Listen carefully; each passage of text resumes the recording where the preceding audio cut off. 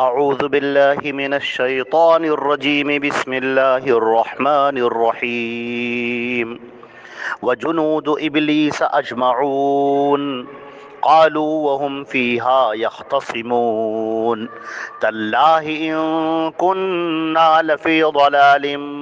مبين اذ نسويكم برب العالمین۔ یہ سورہ شعراء کی آیت نمبر 95، 96، 97 اور 98 تلاوت کی گئی ہیں، اور ان کا ترجمہ یہ ہے: اور شیطان کے سارے لشکر بھی، اور جب وہ وہاں باہم جھگڑنے لگیں گے اور کہیں گے اللہ کی قسم ہم تو صریح گمراہی میں تھے، جبکہ ہم تم کو تمام جہانوں کے رب کے برابر ٹھہراتے تھے۔ حضرات گرامی، یہاں پر جو تذکرہ چل رہا ہے وہ جہنمیوں کا تذکرہ چل رہا ہے کہ جہنمیوں کو جب ڈال دیا جائے گا جہنم میں، دوزخ کے اندر جب وہ ڈال دیے جائیں گے، تب وہاں پر چیخیں گے، چلائیں گے اور ایک دوسرے کو لعنت ملامت کریں گے۔ وہاں پر ابلیس کا جو لشکر ہوگا، یہ سارا لشکر ابلیس جس نے یہ قسم کھائی تھی کہ میں آدم کے ان بچوں کو گمراہ کروں گا، اولاد آدم کو گمراہ کروں گا، اس نے یہ قسم کھائی تھی کہ جس آدم کو سجدہ نہ کرنے کی وجہ سے مجھے یہاں سے نکالا گیا، میرے اوپر لعنت کی گئی اور مجھے جہنم کا مستحق قرار دیا گیا اور مجھے بھگا دیا گیا، تو لہٰذا اس آدم کی جو بھی اولاد ہوگی میں ان سب کو گمراہ کروں گا۔ شیطان نے یہ کہا تھا کہ میں ان کو ایسا گمراہ کروں گا کہ یہ آپ کی رحمت کے مستحق نہ بن پائیں، یہ جہنم میں جانے والے بنے، یہ آپ کی ناشکری کریں گے، نافرمانی کریں گے، قتل و غارت گری کریں گے،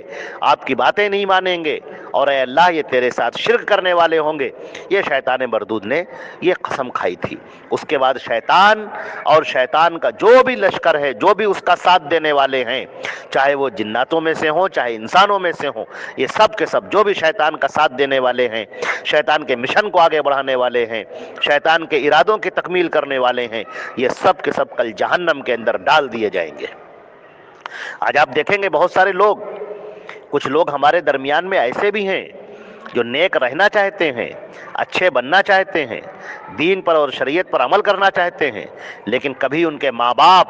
کبھی ان کے رشتہ دار، کبھی ان کے دوست احباب اور کبھی دیگر لوگ ان کو شریعت پر عمل کرنے نہیں دیتے ہیں، وہ دین پر عمل کرنے نہیں دیتے ہیں۔ بیوی چاہتی ہے کہ وہ نقاب پہنے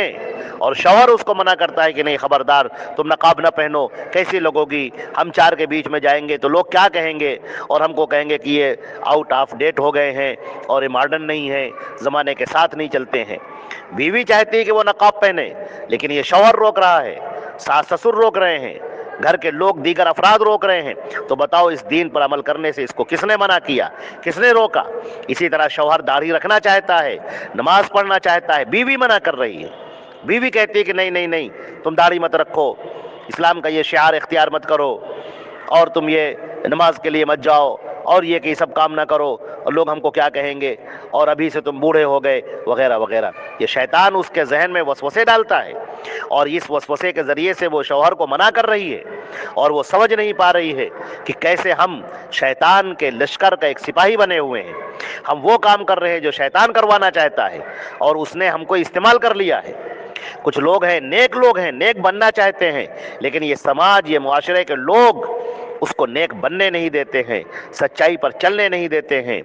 نیکی شعار بننے نہیں دیتے ہیں۔ لہٰذا ایسے لوگ جو لوگوں کو روک رہے ہیں،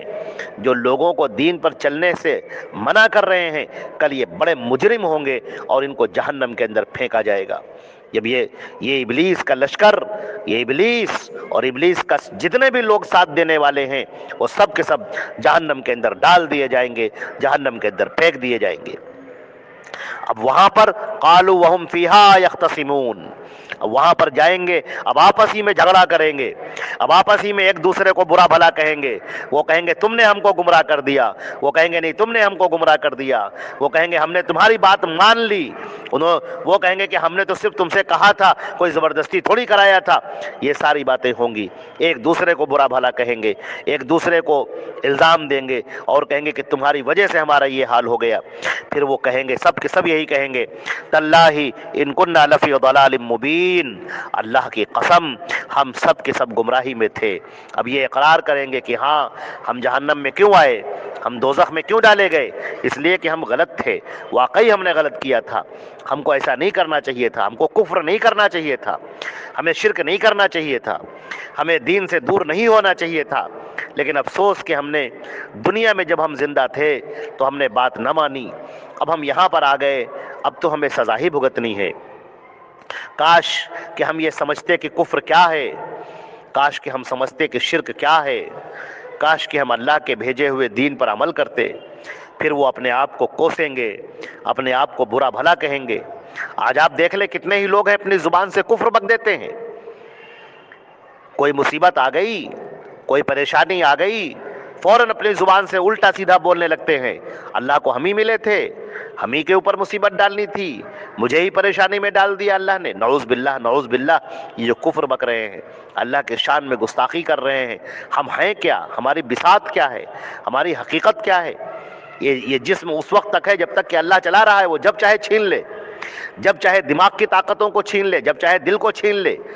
جب چاہے بدن کی ساری قوتوں کو چھین لے, فالج گرا دے, مفلوج ہو کر آدمی بستر کے اوپر پڑا رہے, جس کو دیکھ کر دوسرے لوگ کہیں کہ کاش کہ یہ مر جائے تو اچھا ہوگا, مصیبتوں سے پریشانیوں سے نجات پا جائے. ایسا بھی اللہ کر سکتا ہے ہمارے ساتھ میں. لیکن ہم ناشکری پر اتر آئے ہیں, ہم شکر گزاری ہمارے اندر سے نہیں پائی گئی. ہم یہ نہیں دیکھتے ہیں کہ اللہ نے ہم کو کتنا دے رکھا ہے.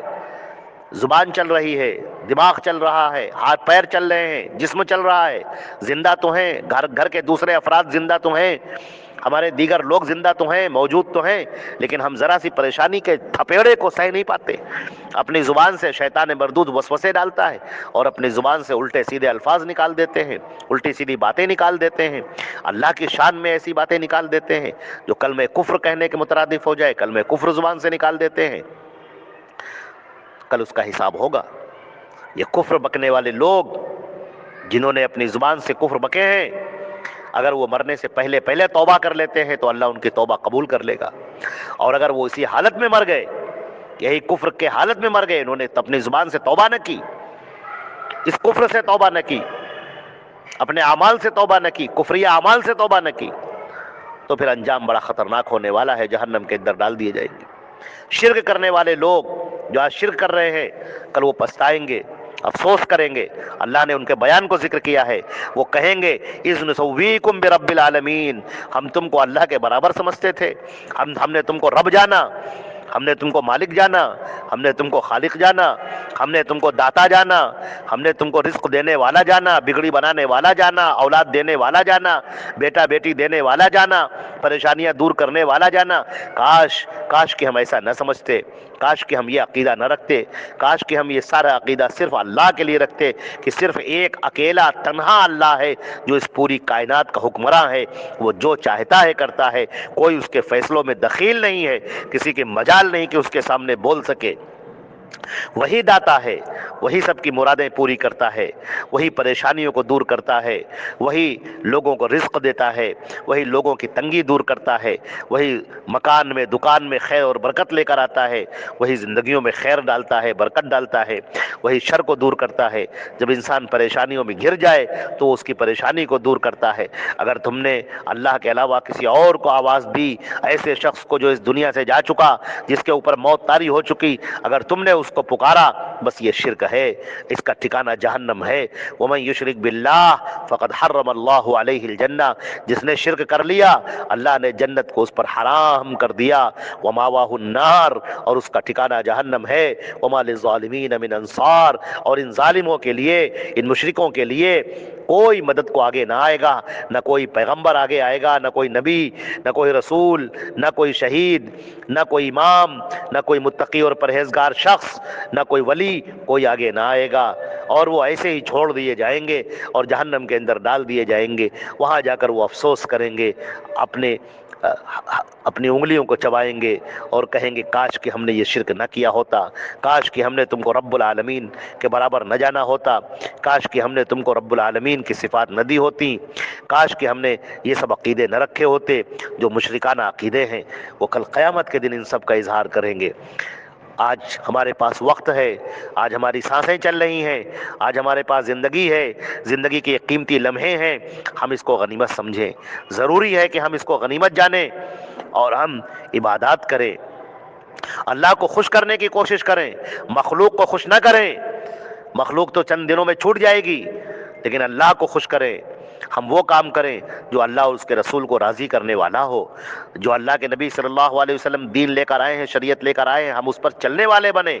اور اس سلسلے میں کسی کی پرواہ نہ کریں، نہ کسی مذاق اڑانے والے کی، نہ کسی کی ہنسی اڑانے والے کی، اور اس سلسلے میں آئی ہوئی پریشانیوں پر صبر کریں، اللہ رب العزت سے دعا مانگیں اور اسی سے توفیق طلب کریں، کیونکہ وہی دینے والا ہے اور وہی عطا کرنے والا ہے۔ اے اللہ، تو اپنے فضل و کرم سے ہمیں کفر سے، شرک سے، بدعات سے، خرافات سے، جاہلی رسم و رواج سے، الٹی سیدھی باتیں کہنے سے اور عمل کرنے سے بچا لے۔ یا اللہ، ہمیں جنت کا مستحق بنا دے، جنت میں ڈال دے، جہنم سے ہم کو بچا لے، جہنم کے عذاب سے بچا لے۔ اے اللہ، ہمیں اپنے آپ پر ظلم کرنے والا نہ بنا،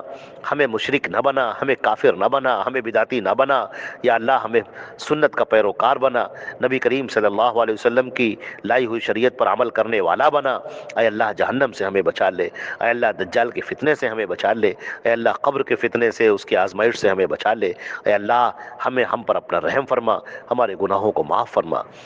ربنا تقبل منا انك انت السميع العليم وتب علينا انك انت التواب الرحيم وصلى الله على محمد وآله وصحبه اجمعين برحمتك يا ارحم الراحمين۔